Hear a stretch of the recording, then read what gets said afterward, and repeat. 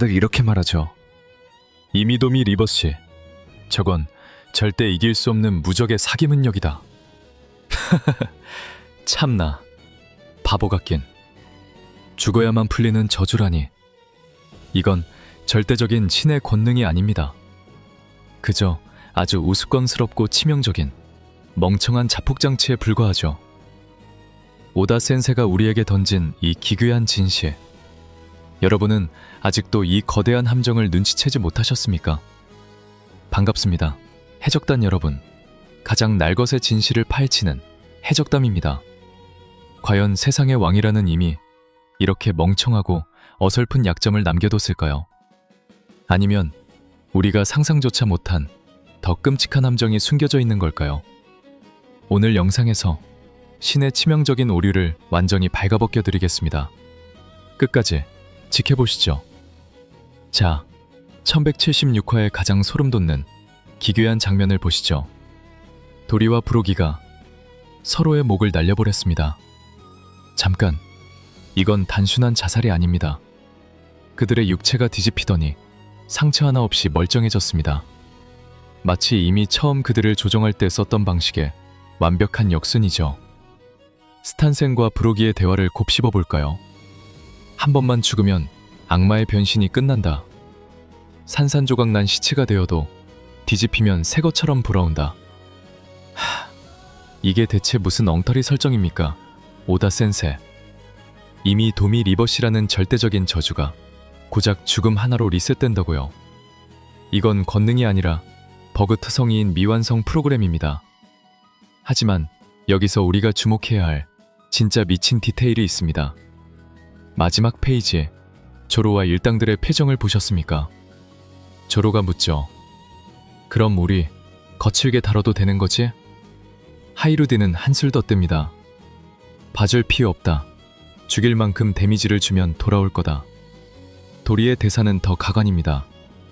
목을 치고 심장을 파내라. 그리고 이어지는 밀짚모자 일당의 사악하고 끔찍한 미소. 우리가 어떻게 그러겠어, 응? 푸하하하.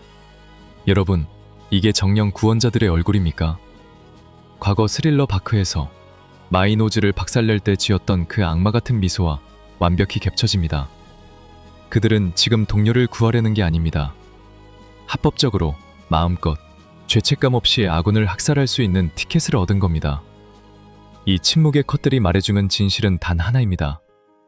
밀짚모자 일당은 선악의 경계를 넘은 진짜 해적이라는 거죠. 동료를 구하기 위해 동료를 돌이켜야 하는 이 모순적인 상황. 이 잔혹한 구원극이 바로 엘바프 서쪽 마을을 피로 물들일 겁니다. 임은 분명 이들이 동료를 죽이지 못하고 망설일 거라 착각했겠죠. 감히 소중한 동료를 베지 못하겠지. 하지만 철저한 오판입니다. 우리 마리모와 일당들은 눈 하나 깜짝 안 하고 목을 날려버릴 또라이들이거든요. 임은 마리조아에 처박혀 있는 샌님에 불과합니다. 진짜 바다의 냄새를, 해적들의 떨기를 전혀 이해하지 못하죠. 동료를 구하기 위해 심장을 파내라. 일반적인 영웅이라면 주저하며 눈물을 흘리겠죠. 하지만 이들은 해적입니다. 수단과 방법을 가리지 않는 진짜 광기 어린 괴물들 말입니다. 조로의 저 사악한 미소에는 망설임 따위 단 1g도 존재하지 않습니다. 오히려 그동안 쌓였던 스트레스를 동료들의 몸뚱아리에 풀 생각에 신나 보일 지경이죠. 육체가 뒤집히며 회복되는 이 기괴한 현상. 이건 원피스 세계관의 생사법칙을 완전히 조롱하는 것입니다. 죽음이 끝이 아니라 저주를 푸는 열쇠가 되다니. 오다 센세는 도미 리버시를 통해 이미 권력 자체가 얼마나 위태롭고 모순적인지 보여주고 있는 겁니다. 본격적인 팩트 폭행과 논리 배틀 시작해봅시다.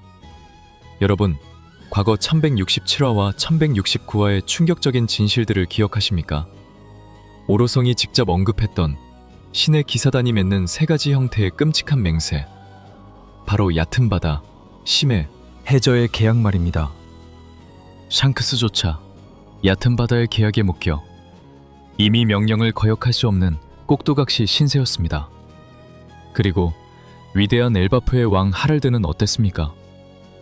그는 엘바프의 평화를 위해 스스로 심해의 계약을 맺고 이미 노예가 되었습니다. 그 대가로 하랄드는 절대 죽지 않는 불사의 육체와 압도적인 힘을 얻었죠. 하지만 결국 자아를 잃고 자신의 백성들을 도륙하는 괴물로 전락했습니다. 당시 하랄드는 찔려도 바로 회복되는 끔찍한 재생력을 보여줬습니다. 샹크스와 가반이 아무리 공격해도 그는 다시 부활했죠. 자, 여기서 해적담이 여러분의 뇌를 박살내 미친 질문 하나 던지겠습니다. 만약 절대 죽지 않는 불사의 신의 기사단도 한계치 이상으로 완전히 박살내 죽여버린다면 그들도 도미리버시의 희생자들처럼 원래의 인간으로 뒤집혀 돌아오는 것 아닐까요? 크크, 소름이 돋지 않습니까? 이미 사용하는 도미리버시와 불사의 계약은 껍데기만 다를 뿐 본질적으로 완전히 같은 시스템입니다. 대상의 영혼과 육체를 강제로 억누르고 이미 의지를 주입하는 흑마술이죠. 1176화에서 도리와 브로기는 서로의 목을 잘라버리는 치명상을 입었습니다. 그리고 육체가 뒤집히며 저주가 풀렸고 완전히 회복된 상태로 부활했습니다. 이게 무슨 뜻인지 아십니까? 하랄드 왕의 끔찍한 비극도 사실은 해결책이 있었다는 겁니다. 만약 과거에 로키나 샹크스가 이 어처구니 없는 약점을 알고 있었다면 어땠을까요? 하랄드가 자아를 잃기 전에 차라리 그의 심장을 파내고 목을 쳐서 완전히 죽여버렸다면 하랄드 역시 도미리버시의 법칙처럼 뒤집혀서 본래의 제정신으로 돌아왔을지도 모릅니다. 이게 사실이라면 로키가 겪은 그 모든 절망과 비극은 대체 무엇이란 말입니까? 로키는 아버지를 지키지 못했다는 죄책감에 짐승처럼 울부짖었습니다. 하지만 진실은 이미 저주가 가진 그 허접한 리셋 버튼 하나를 몰랐기 때문에 벌어진 참사였던 겁니다. 북유럽 신화를 잠시 살펴볼까요? 신화 속 바랄라의 전사들 에인헤레르는 매일 낮에 서로 죽일 듯이 싸웁니다. 그리고 목이 잘리고 내장이 터져 죽더라도 밤이 되면 멀쩡하게 되살아나 연애를 즐기죠. 오다 센세는 바로 이 에인헤레르의 전설을 도미리버시라는 기괴한 능력으로 비틀어버린 겁니다. 임은 자신이 마치 북유럽 신화의 최고신 오딘이라도 된 것처럼 착각하고 있습니다. 생명과 죽음을 자기 마음대로 껐다 켤 수 있는 스위치 취급을 하는 거죠. 와노쿠니의 스마일 열매를 떠올려 보십시오. 부작용으로 인해 슬퍼도 평생 웃기만 해야 하는 끔찍한 인조 악마의 열매였습니다. 에그헤드의 파시피스타는 어떻습니까? 인간의 육체를 사이보그로 개조하고 절대적인 복종 회로를 심어 넣었죠. 하지만 베가펑크는 쿠마를 위해 그 안에 본의를 최우선으로 지키는 비밀 계층을 숨겨뒀습니다. 그렇다면 이미 도미리버시에도 이런 물리적인 파해법이 존재하는 건 당연한 이치입니다. 임은 완벽한 신이 아닙니다. 그저 800년 동안 썩어빠진 옥자에 앉아 세계를 장난감처럼 주무르던 오만한 독재자일 뿐이죠. 그 오만함이 바로 이 치명적인 오류, 죽음으로 완성되는 구원이라는 틈을 만들어낸 겁니다. 푸하하, 생각해 보십시오. 세계 정부가 가장 두려워하는 건 자신들의 공포 통치가 먹히지 않는 선을 넘은 자들입니다. 신의 기사단이 불사신이라며 전 세계를 공포에 떨게 만들었는데 밀짚모자 일당 같은 진짜 광기 어린 해적들이 나타나서 죽을 때까지 패면 낫네? 라며 도륙을 내버린다면 이미 800년간 쌓아온 절대적인 공포와 통치 시스템은 그 순간 완전히 붕괴되는 겁니다. 죽음이 두렵지 않은 자들에게 죽여야만 풀리는 저주라니. 이건 밀짚모자 일당에게 내려진 가장 완벽하고 합법적인 사륙의 면죄부입니다. 조로가 왜 그렇게 잔혹한 미소를 지었을까요? 그건 마리모의 본능이 이 싸움의 본질을 꿰뚫어봤기 때문입니다. 망설이면 우리가 죽고 자비 없이 도륙해야만 그들을 구원할 수 있다. 이 피비린내 나는 모순이야말로 오다 센세가 준비한 진정한 엘바프의 광기입니다. 이제 해적담에 미친 뇌피셜 1177화 예측을 시작합니다. 여러분, 1177화에서 벌어질 일은 그야말로 원피스 역사상 가장 기괴하고 잔혹한 학살극이 될 것입니다. 서쪽 마을에 도착한 조로와 밀짚모자 일당, 그리고 하이루딘을 비롯한 거인족 전사들. 그들은 동료를 구하기 위해 가장 끔찍한 방식을 선택할 겁니다. 조로가 흑도를 뽑아듭니다. 그리고 피비린내 나는 미소와 함께 외치겠죠. 구해줄 테니 얌전히 목을 내놔라. 쿠하하, 폼 미쳤다 진짜.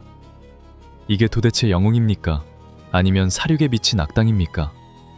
하지만 이것이 바로 선악의 굴레를 벗어던진 진짜 해적의 방식입니다.